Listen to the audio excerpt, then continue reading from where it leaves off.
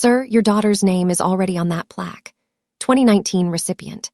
To understand the silence that followed those words, the way my father's hand froze on the podium, the way my brother's face went slack, the way 200 people in dress whites turned to stare at a bronze plaque on the wall, you have to understand the 23 years that led to it. You have to understand that I learned early to be invisible. The Naval War College in Newport sits on Narragansett Bay like a promise carved in granite.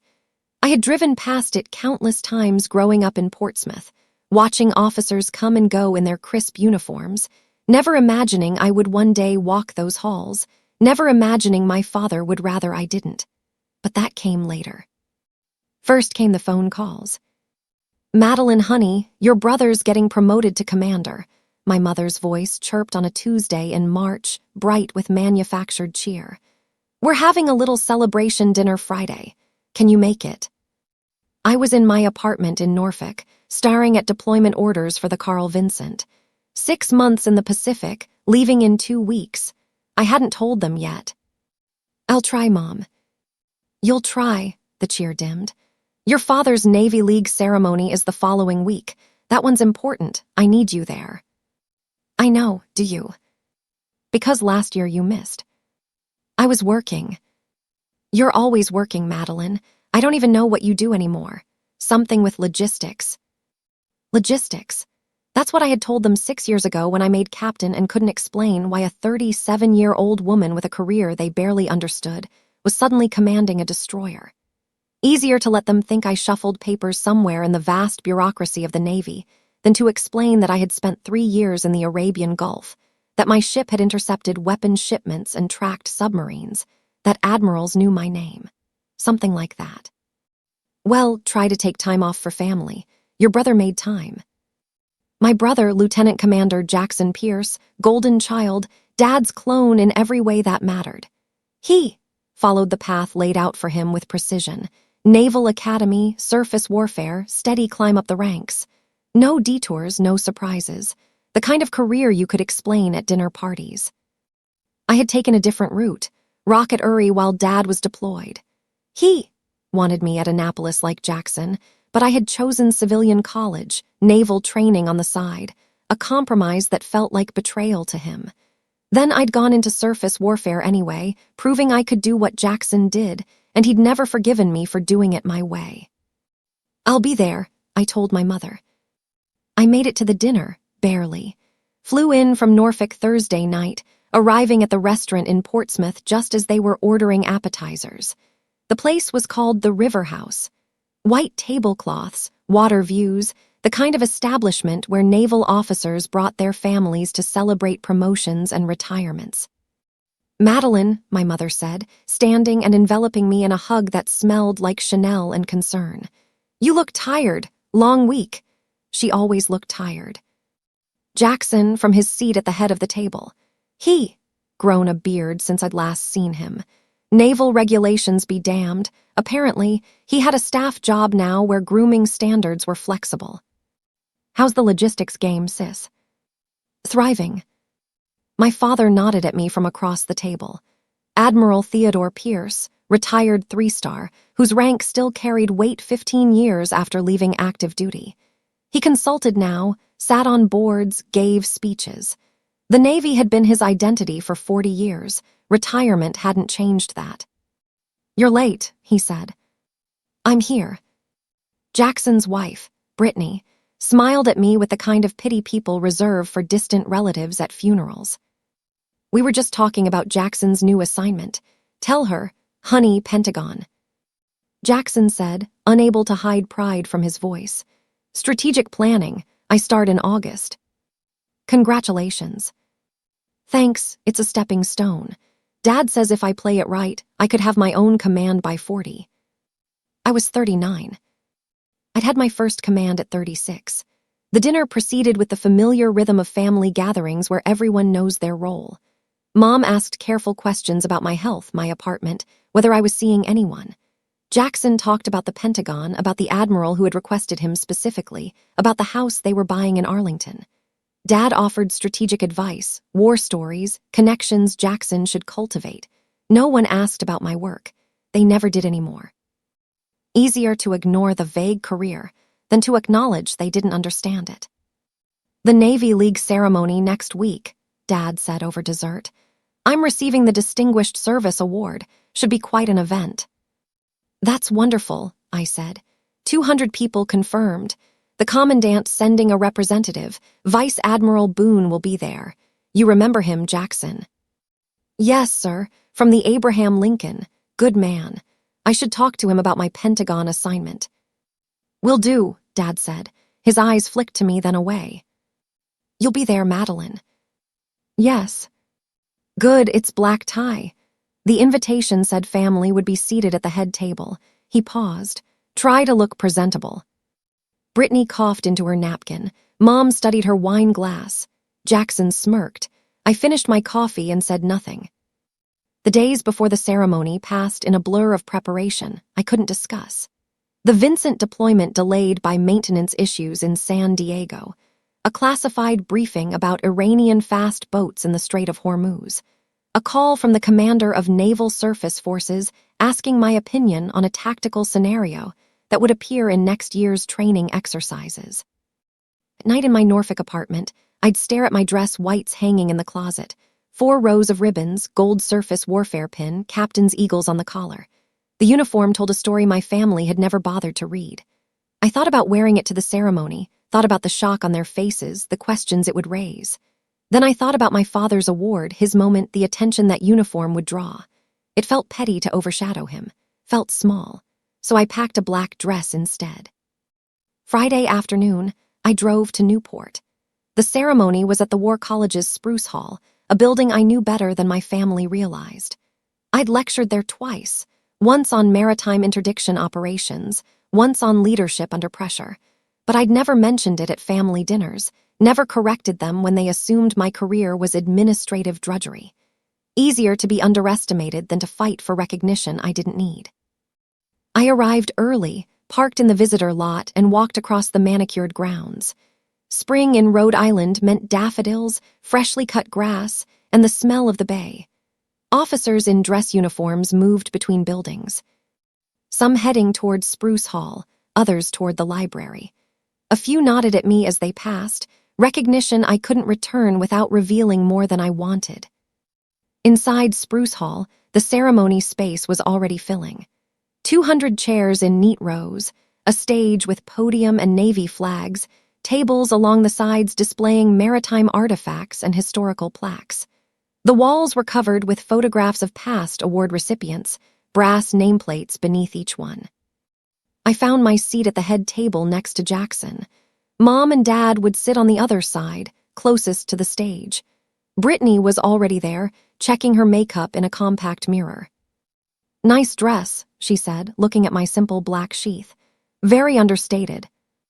"Thank you. I almost wore black, but Jackson said navy blue was more appropriate for a military ceremony, to show respect." I smiled and said nothing. The hall filled quickly. Officers in whites, Navy League officials in tuxedos, local dignitaries and their spouses. The energy was formal, celebratory, the kind of event where careers were advanced through carefully placed conversations and strategic handshakes. Vice Admiral Boone arrived at 6:45 p.m., a tall man with silver hair and a chest full of ribbons that told the story of 35 years at sea. He moved through the crowd like a shark through water, purposeful, aware, missing nothing. His eyes passed over me once, twice, then held. He knew I gave him the slightest shake of my head and understood. Not tonight, not here. The ceremony began at 7:00 p.m. sharp. The Navy League president welcomed everyone, made jokes about the weather, the bar, and the distinguished guests in attendance. Then he introduced the evening's honorees, 3 recipients of the Distinguished Service Award, my father among them. Dad took the stage to sustained applause. He looked good up there, comfortable in his tuxedo, the 3-star pin on his lapel catching the lights. This was his element, the formal recognition, the public acknowledgement, the proof that his decades of service mattered. His speech was everything you'd expect. Gratitude for the award, appreciation for family support, stories from his career that were both humble and self-aggrandizing in the way of successful military officers. The audience laughed at the right moments, nodded seriously at others. Then he got to the acknowledgments. "I couldn't have done any of this without my family's support," he said, looking down at our table. "My wife, Misty, who has been my anchor for 42 years. My son, Jackson, who followed in my footsteps and made me prouder than I can say, a commander now heading to the Pentagon, the future of the Navy." Jackson sat straighter.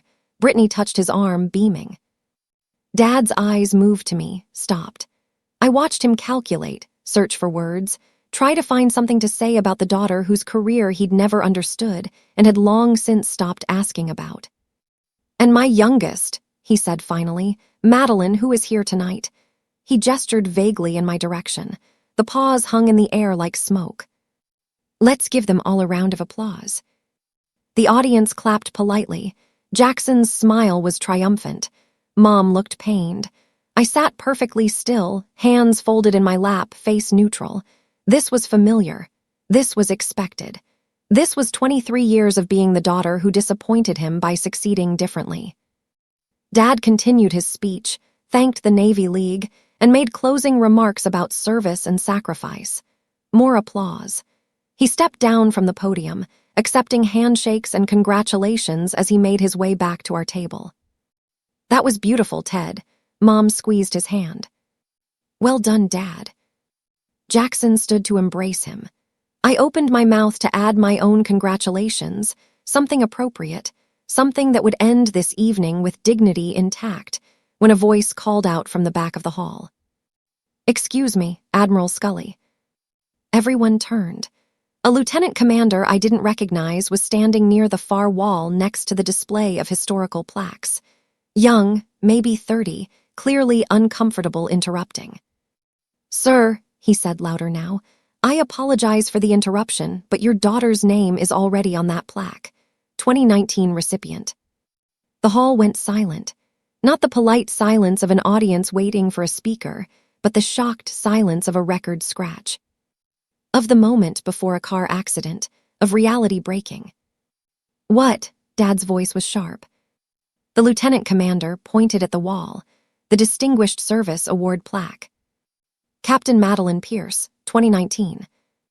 200 heads turned in unison. I heard chairs scrape, whispers start, someone gasp. On the wall between the photographs and beneath the brass nameplates was the plaque I'd walked past 100 times and never mentioned. The list of names glowed under the spotlights. 2017, VADM Robert Greene. 2018, Captain Michael Torres. 2019, Captain Madeline Pierce.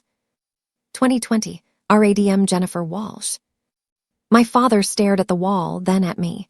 His face went through several expressions: confusion, disbelief, something that might have been betrayal.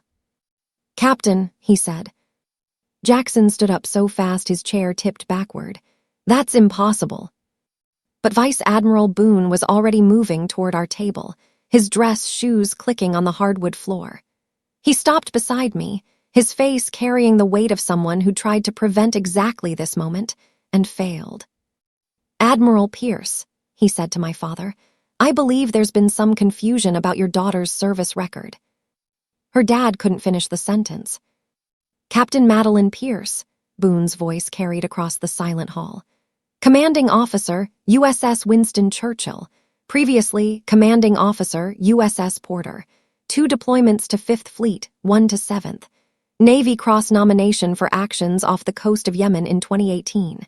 She's one of the finest surface warfare officers of her generation."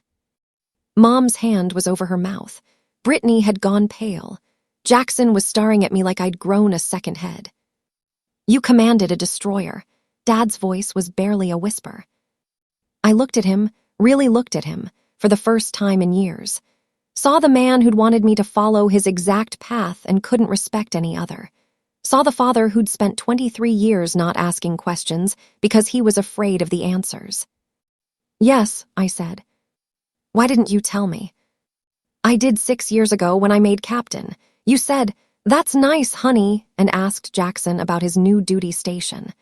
The memory landed like a physical blow. I watched him flinch. I told you about my command, I continued, my voice steady, quiet. You said it was good. I was keeping busy. I told you about my deployment. You asked if I was seeing anyone.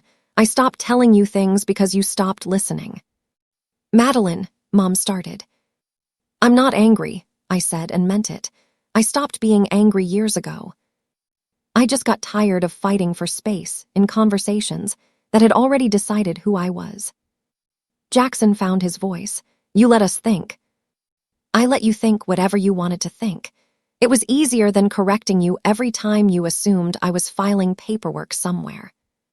Vice Admiral Boone cleared his throat. For what it's worth, Admiral Pierce, your daughter is being considered for Major Command Deep Selection to 7. If recommended, she'd be one of the youngest flag officers in recent history. The hall remained frozen. 200 people watching a family dissolve in real time. I could feel their eyes, their judgment, their fascination with this private catastrophe made public. My father looked at the plaque at me, at Boone. His mouth opened and closed, searching for words that wouldn't come.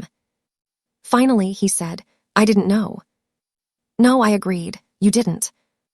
I picked up my clutch from the table. Mom was crying now, silent tears she kept wiping away with her napkin. Jackson had collapsed back into his chair, staring at nothing. Brittany was whispering furiously to him, her face flushed. Congratulations on your award, Dad, I said. It's well deserved. I walked toward the exit. The crowd parted automatically, the way people do in the presence of authority they've suddenly recognized. Vice Admiral Boone fell into step beside me. Hell of a way to come out, he murmured. Wasn't my choice. Could have corrected that, Lieutenant Commander. Could have, didn't. At the door, I paused and looked back one last time.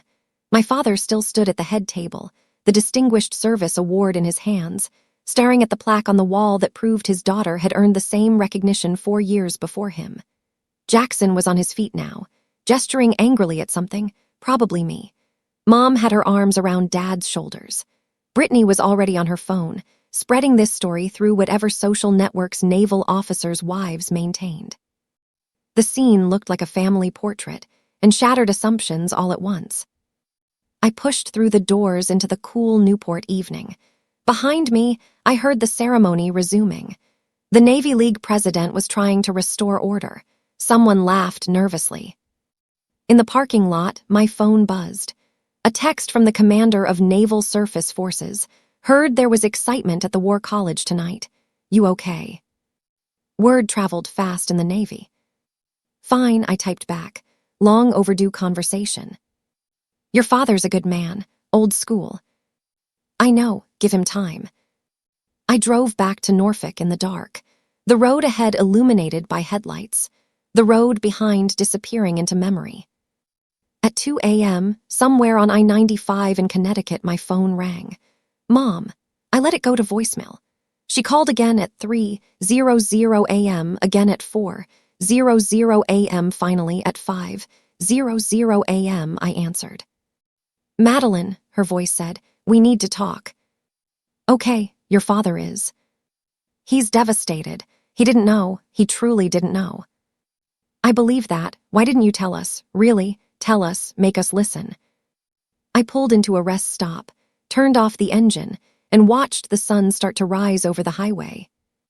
Because I got tired of proving myself in a family that had already decided I wasn't worth paying attention to. It was easier to be invisible than to constantly fight for visibility. But you're our daughter. I'm also a captain in the United States Navy. I've commanded warships, led sailors into harm's way, made decisions that affected national security. But at family dinners, I'm the one who does something with logistics. Do you understand how exhausting that is? She was quiet for a long moment. Then, your father wants to talk to you. Not yet. Mom, I love you. I love Dad and Jackson and this family. But I need you to understand something. I didn't hide my career. I told you about it repeatedly. You just weren't interested in the details because they didn't fit the narrative you'd already written. That's not fair. Maybe not, but it's true. I ended the call and drove the rest of the way to Norfolk in silence. My apartment felt smaller than I remembered, filled with the accumulated debris of a life spent at sea. Books on naval tactics, framed photos from deployments, the sword I'd been presented at my change of command ceremony. On my desk was a folder marked confidential, the Carl Vincent deployment brief. In 2 weeks, I'd be underway, back in my element, back where rank and capability mattered more than family expectations. The phone rang again, this time Jackson. "You made Dad look like a fool," he said without preamble. "I didn't make him do anything. He did that himself by not knowing you." He stopped. "Why didn't you tell me? We're both surface warfare. We could have, I don't know, talked about it." "When?" I asked. "When you were explaining to everyone how you were following in Dad's footsteps, when you were talking about your Pentagon assignment like it was some major achievement. When was I supposed to mention that I'd already done everything you're still working toward?" The silence on the other end was answer enough. "I didn't want to compete with you, Jackson. I never did. I just wanted to do my job, without constantly having to justify it to a family that had already decided it wasn't important. You let us think. I let you think what you wanted to think. That's on you." I hung up before he could respond. 3 days later, a package arrived at my apartment. Inside was a photograph, the War College plaque, my name clearly visible in brass. A handwritten note from my father. "I should have asked. I should have listened. I'm sorry." It wasn't enough. Not yet, but it was a start. 2 weeks later, I stood on the bridge of the Carl Vincent as it left San Diego, heading toward the vast Pacific. Behind me, 200 sailors executed their duties with the precision I'd helped instill. Ahead, 6 months of operations in one of the world's most complex maritime environments. My family would call, eventually, and eventually I'd answer. We'd rebuild something from the wreckage of that ceremony in Newport, but it would be different this time, built on truth instead of assumption, on respect instead of condescension. I had spent 23 years being invisible by choice. That chapter was closed. The sun set behind the California coast, painting the sky in shades of orange and red. The carrier cut through the water at 20 knots, heading toward a horizon only I could see. "Captain." My exo approached, holding a tablet. "The Admiral's compliments. He's requesting a video call at 191,900. Tell him I'll be ready." The exo nodded and departed. Alone on the bridge wing, I felt the weight of command settle over my shoulders like a familiar coat. This was who I was, who I'd always been. My family just finally knew it. This was who I was, who I'd always been. My family just finally knew it. Thanks for watching. Don't forget to like, share, and subscribe for more stories. Catch all our latest content here on Justice After Dark.